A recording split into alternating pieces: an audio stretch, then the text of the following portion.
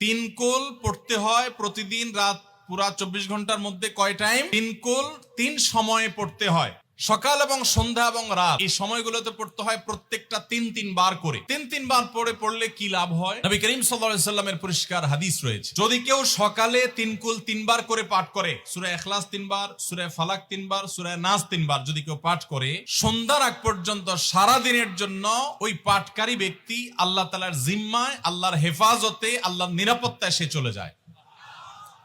যত প্রকার অনিষ্ট আছে, ক্ষতি আছে, দৃশ্যমান ক্ষতি, অদৃশ্যমান ক্ষতি, সব ধরনের ক্ষয়ক্ষতি থেকে এবং আকস্মিক বিপদ থেকে, মুসিবত থেকে আল্লাহ রাব্বুল আলামিন ওই ব্যক্তিকে হেফাজত করেন যে ব্যক্তি ইয়াকিনের সাথে, ঈমানের সাথে, দৃঢ়তার সাথে আল্লাহ তাআলার কাছে প্রার্থনা করে এই সূরাটা সকালে 3 বার পাঠ করে। একইভাবে যে ব্যক্তি সন্ধ্যায় পাঠ করে, মাগরিবের আগে বা পরে, আসরের